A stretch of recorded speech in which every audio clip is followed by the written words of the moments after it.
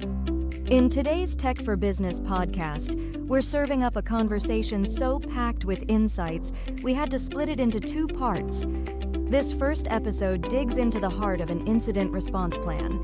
You'll discover why having a clear, well-tested plan is non-negotiable, how to master escalation paths and communication strategies, and what to watch for so potential threats don't catch you off guard. It's a must-listen for any business that wants to build resilience and handle incidents like a pro without breaking a sweat.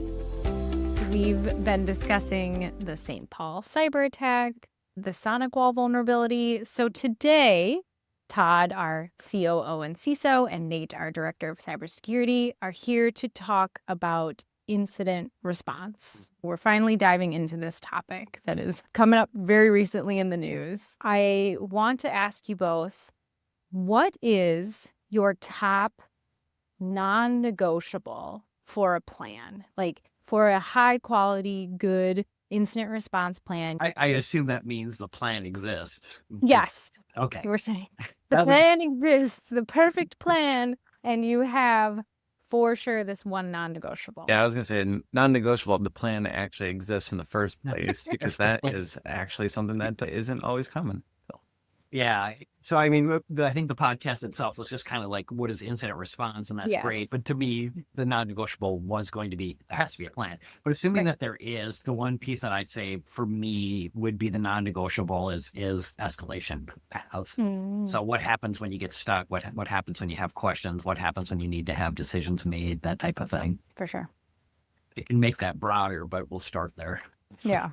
Stuff that there's two that I really want. As part of the incident response plan, I would say the person who is authorized to take the reins on the incident. People typically might think that is your CEO. That's probably not the right person to take charge of an incident. It might be your technical person, right? We can come to that in a little bit, but clear delineation of who gets to supersede any decisions in that critical incident. Important. And then just to make sure I get my second one, I will say the communication plan is a separate policy that's tangentially related to it. So that way I can at least say both. But your communication can make or break a security incident in the first place as well. Yeah. We expand on this now since we're going down this path, or do we? I think Nate and I are on the same path, which probably isn't a surprise for anybody that's listening. But the one that kind of follows it is, since he got to do two, I get to do two, and mine was, it's the same thing he's saying, but it's largely what does communication look like? And to me, that includes and gets slightly further down the path of what does it look like when I'm communicating to and from legal, as well as the external communication. So he got two, I got two, and now I feel better. Of course. It's gotta be fair. Yeah, I'll start talking a little bit about preparation. So for anyone that doesn't know, the defined playbook of incident response is generally well structured, right? And so you start at preparation, then you identify the incident, you contain the threat, you eradicate whoever's in the environment, and then you recover from it, and then you do lessons learned. That is well established. There's even a NIST standard on this as well. So it's funny though, because when you're in the heat of the incident, that structure completely goes out the window unless you have the fortitude to stand by it. Because there is a common saying that we have during incident response is slow is smooth and smooth is fast, right? And so people usually want to jump the gun and just fix things, and that's when bigger issues coming down the pipeline.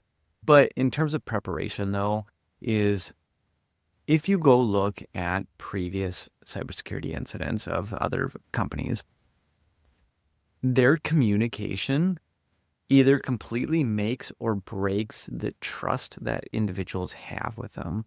So I will go pick on some that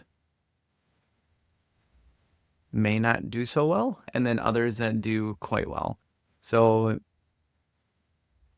if I remember correctly, things like the Equifax or Change Healthcare, these massive national data breaches, when they see their compromises, right, is sometimes the responses are a bit vague at first. Like we don't quite have the full scope. Probably the latest thing that we start to see, I don't know if this is driven from more the legal at the moment, is they'll say a sophisticated threat actor, right? They kind of put in the term sophisticated, which oftentimes it's you had a low level vulnerability that was open, or you didn't have multi-factor enabled. It didn't require any sophistication to get into your network, but the language coming out is all about that. There's other companies where they try and defer some of the blame a little bit of this is one of our vendors, even though they are ultimately responsible for the access into their network. So when you try and kind of wash the situation away, it actually looks really bad when you do it. So there's companies that have done it very well. So one of them is Verkada. So I think this is back in 2021. They were notified that someone was gaining access to their environment. So Verkada, there was a hacktivist that did not like the broad scale surveillance within the United States, got into their environment. We told a news reporter told the FBI and Verkada that someone was able to get into their environment. They instantly locked it down. And within the first day, they said, there's an incident that we are aware of. We are currently investigating. And then I think it was within a day, they gave a full detailed summary report of here's everything and here's what they were able to get access to. We've engaged in a third-party forensics firm, all that type of stuff. They created webinars with their CEO and CISO to answer any questions. The way that all the communication flowed in, they gathered tickets. So any requests that customers did have, they would follow up with later on. Had a full website illustrating all the different security incidents or updates, and directed everyone to that. And then also put in a full 100-day plan. And this is stuff where it built trust, saying, yeah, everyone is going to have a security incident at some point, right? The common saying is it's not if, it's when. But they handled that extremely well. It's a great model to look at if you're trying to build out your own preparation and communication guidelines. There are so many different kinds of incidents. How are you even starting this process with all the different possibilities or all the different avenues that this could take? How do you make sure that you stay adaptable to different situations? Yeah, a great question. As you're doing prep, I mean, one of the larger things, and Nate alluded to this, is you do need to figure out who you're going to have as part of your escalations path, or who's included and whatnot. As we get engaged with most organizations, that tends to be pretty light early on. There tends to be obviously you bring in your CEO and then you've got your tech resources. And almost always with every organization, there's the one person that seems to be responsible for everything. And so when you ask them questions, who does this? That's always, it's Nate, it's Nate, it's Nate, it's Nate, it's Nate, which is great. It's a great first step. So you just start to build the plan around that. And really what we're trying to do, as you said it already, is we're trying to make it as flexible as possible so it can adapt to most things.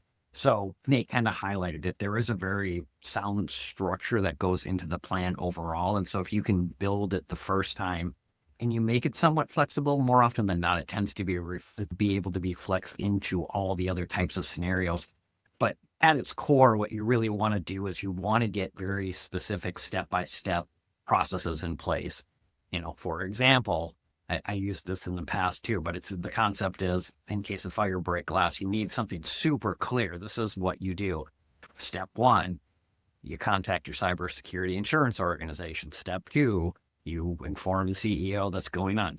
That's what you're looking for. And again, most of that type of functionality tends to be very clear, but it's also very flexible. That doesn't matter if it was ransomware or business email compromise or something else. The same steps are typically pretty straightforward in the beginning. Much later, as you start to get into the weeds and it starts to get technical, that's when you start to dial it in a bit more. Yeah, you'll never be able to classify every single cybersecurity incident or, type, because it's always changing. And what you can typically do is you take those and put them in buckets, right? This is a system intrusion. This is a account compromise. This is a data exposure incident. Now, where it comes from or the specifics of that incident may change, and each one could have a slightly different response. But to Todd's point is that's a little bit down the maturity path, and you would typically start a bit general, right? You can always mature your plans. You don't want to Right. get, Todd, you'll say it better, I'll probably screw it up, but the done is better than perfect because perfect is never done, right? And so if you get lost in the weeds of your incident response plan and you never get it finalized to even know where to start, you don't have an incident response plan, right? Yeah, the other reality is more often than not, when an incident starts to happen, you don't have those details. So Nate's kind of talking about a sophisticated type of attack or whatever. More often than not, until you really get pretty far into it, you don't know exactly what happened or how it impacted or how deep the scenario goes. And so if you're trying to get all of those minutia in place, you're just really going to slow yourself down. So that is a great saying from my perspective is, just getting something done doesn't need to be perfect. Just getting something in place is so much better than having nothing and trying to work for perfection. Because I think another military phrase is that nothing survives first contact. So that plan, no need for it to be perfect because it's not going to be. Yeah. Two more things, just because we could spend a whole podcast just I know. phase. I mean, it is that critical. Yes. Two more things about your incident response plan is have a quick reference table, right? So if your incident response plan is a 14-page document full of paragraphs, I can tell you right now, the first thing someone is going to do is not read it. There's too much detail when you're in the moment of, high stress, lack of sleep, lack of food, all that type of stuff. You will not read those paragraphs. You need to be able to look at and say, who is in my call matrix? What's my war room communication, out of band communication? Who am I contacting? Who are my legal contacts and all that type of stuff? Tables are key for that. The other thing, Todd had mentioned it before, is Nate does this, Nate does that, Nate does this. Who's the backup, right? When something fails. So one of our favorite tabletop exercises is, great, Nate's on vacation and you still had a security incident. One of my favorite ones is Nate had some bad lunch. He's out for the rest of the afternoon, right? It happens, unfortunately, right? And so there's a common saying on our team is a process that relies on a single person is a broken process. You need some type of resiliency when your primary contact is out of the office or unavailable, right? They may be in a meeting or something along those lines, but never have critical business processes tied to a single person. So, yeah, there's a couple of really good, I'm sorry, I'm just jumping on that real quick. There's a couple of really good reasons for it. Things do happen, right? Emergencies happen. People go on vacations are a thing. Sometimes you're out to sea, you don't have access. I know there's Wi-Fi, but it still ends up being problematic from time to time. But more importantly than that is that everybody should know what's going on. It shouldn't just be reliant on one person. Nate kind of mentioned this, and I mentioned it too, is more often than not, when we start working with organizations, it's Nate. And I say, okay, great, Nate's on vacation. They go, yep, but Nate answers the phone call when he's on vacation. I'm like, okay, great. Now he's out to sea and he can't pick up the call. Now what are you going to do? And they're like, oh, well, gosh, our plan does stink, doesn't it? So the comment Nate had is it's absolutely broken if you're one person that knows and cares is not available. Yep. For sure. Let's kind of move into this identification. Like an incident happens, and we could probably get into the weeds of different kinds of incidents and what indicators. We can definitely have that conversation. But my question is going to wrap back to this communication part that you brought up, Nate, is how do you make sure that you are communicating either with your internally or externally when you don't have all the information yet? yeah. So when you first identify that there's a security incident, I'm going to put a step 0 in here first, and then I'll circle back to your question. Yep. Step 0, whenever we engage in any security incident, the first thing out of our team's mouths, there's a question. Do you have cybersecurity insurance? If so, contact them now to be able to start that. The second question is, did you eat some lunch today? Right? If the answer is no, Okay, after you contact your insurance, step out. We will get started on the back end, but go get some lunch, tell your family or call your family and to let them know you're probably going to be late tonight. So you cannot operate on a cybersecurity incident with a lack of food. That's going to fuel your brain. And again, your social life might not be non-existent for the next 24 to 48 hours. So even my team, right, is before you get deep into the weeds, you're probably going to be sitting at your desk for the next 8 hours. Get a snack, hit the restroom, tell your family you're going to be late. Let's help out the customer. So step 0, you got to do that. Now we're talking about, I don't have all the info. What do I start doing, right? Is 2 things. Never use the word breach or hacked. There's legal connotations to those depending on your industry. Everything is a incident, right? We are actively investigating. And the big thing is we don't talk about assumptions. I don't assume that data has been lost. I don't assume my network has been down. I don't assume that there's a ransom note and a ransom demand. Is when people start asking you, is there an update? It's under active investigation, right? We don't have all the details yet. And so we only ever talk about kind of like full-on assurances and attestations. Here's the definitive facts that we know of, right? And so if you've never been through this, your legal team, if you have, when you contact your cybersecurity insurance, they will loop in legal counsel, they'll loop in, the incident response firm, maybe your IT provider to be able to assist you with all this stuff. But the official language that will go out is always supposed to run through legal. And that's why you often hear the things like the sophisticated threat actors. There's always a common spin to it. Again, Abundance of caution, right? But the big thing I would say, even for internal staff, is do not talk to the media. Do not talk to the customers saying what's actively going on. That's where we start to see the really poor incident response communications come out of play, right? So yeah. So kind of expanding on that a little bit, a couple things that come to top of mind for me is the way that you'll typically see a lot of the structure ends up being is if you start to build your plan, this will start to become pretty clear pretty quickly, but there are certain people that absolutely need to be engaged early and often, right? So what that typically looks like, as Nate mentioned, there's kind of a core. There's people that are going to be the ones that are digging into it. So your technical resources, you're going to have somebody as an oversight. I'll just say it's the CISO. You're obviously going to bring in your CEO and so forth. So you're going to have a core. You're going to bring in the people that communicate. Often that's marketing. And you're going to have your core. And then this is the branching that Nate's talking about. When we go through this process, the board needs to be informed. So the CEO is going to take on that responsibility and he's going to work with them.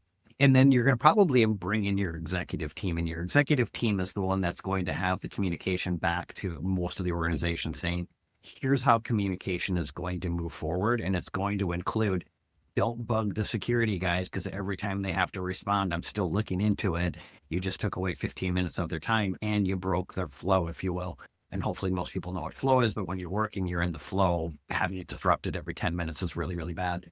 So those kinds of things will start to bake out. It's not critical that you have that in mind as you're starting to build your plan, but as you start having conversations about it, it'll become very, very clear that you need to bake that out. So as an example, we didn't really touch about this too much yet, but after you've built your plan, the only way to make it better is to start to test your plan. And as you do that, we typically do a tabletop exercise as a let's walk through an incident. What happens?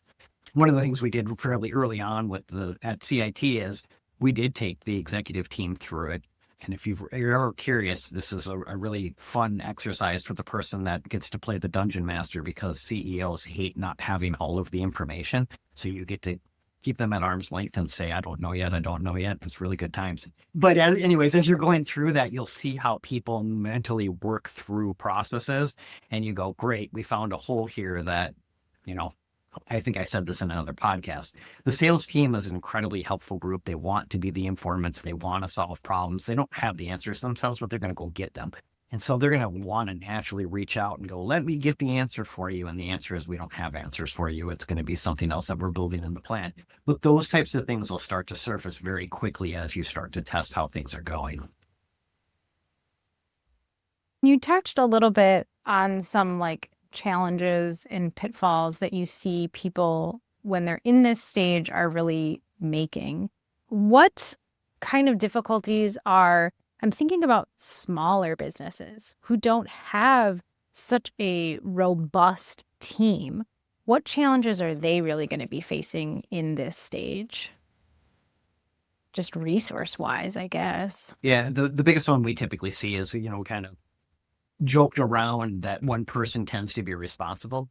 But that usually is it. There is usually at least one person in a smaller business that wears 3-4 different hats. So the person that's leading IT may also be your finance leader, and they may also be doing some operational kinds of things. Again, where you run into the problems there is twofold. One is they may not have the expertise to be the be-all, end-all of everything. And two, again, we can't just have one person be the answer for everything. It's bad enough, as Nate mentioned, to be able to go, hey, I'm going to be gone for the next 8 hours. But if they're carrying everything, it's even more than that. Yep. I think one of the big things that we see for helping customers with incident response is they have typically been that one person, so they know their network the best. And when a incident response and a forensics firm both come in, through this engagement, and they say, give us full keys to the kingdom, and we are going to do whatever we need to do to, there's other stages that we'll talk about is, eradicate the threat and get, the network rebuilt, is when you have basically consultants come in and start just ripping through your network, and, it feels like a very, invasion of privacy almost, like these private, environments. But for all lack of better terms, it is your baby, right, of a network. And someone is coming in saying, well, you're in this situation, we're going to completely redo or, re-architect or kind of contain because you got in this incident in the first place, whether or not it was through the fault of that, kind of the IT architecture, but typically the more severe something is, it is a little bit of a result of sometimes poor network planning or poor resources, and we have to come in and kind of redo things. And for the IT administrators that are in this situation, it kind of feels bad, right? Did I do something that led to that, right? And so we're not trying to put blame on anyone, but someone got into the network and we have to fix it, right? Emotions are out the window. I can talk about a funny story. Maybe I'll do a quick touch on it. In those situations, there's emotions are very interesting. And maybe this is another downfall is business leaders, it is oftentimes in the small SMB space, this is maybe your family business, right? It's been in the family for 20, 40 years or whatever it is. You're emotionally invested into this business. I have had men crying on the other line saying, I think my family's livelihood and legacy is done, right? You jump on a call with the forensics and legal, and it's very much of a, is there an update here? 10-4, right? It's very structured and no one speaks unless, value. And then on the back end, you have the forensics and the incident response firms going, so you guys play any cool video games last night, right? Because this is just nature to us and we help out and we're not stressed. But those are the people you want helping you, right? Is we are the ones that do this all day, every day. We can come in, actually support you. We are not emotionally invested into this. We typically operate with a clear-headed mindset. So that gets into some conflict when we come into the containment and eradication phases. But emotional, you have to kind of set the emotions away for a second, which is very, very difficult to do. So thanks for joining us. Next week, Todd and Nate return to continue the discussion, sharing key strategies to help businesses bounce back stronger and smarter. If you enjoyed today's episode, don't forget to like and subscribe. Have a topic you'd like us to cover or want to reach out? Email us at info@citsolutions.net or visit citsolutions.net/podcast. Check back next week for part 2. You won't want to miss it.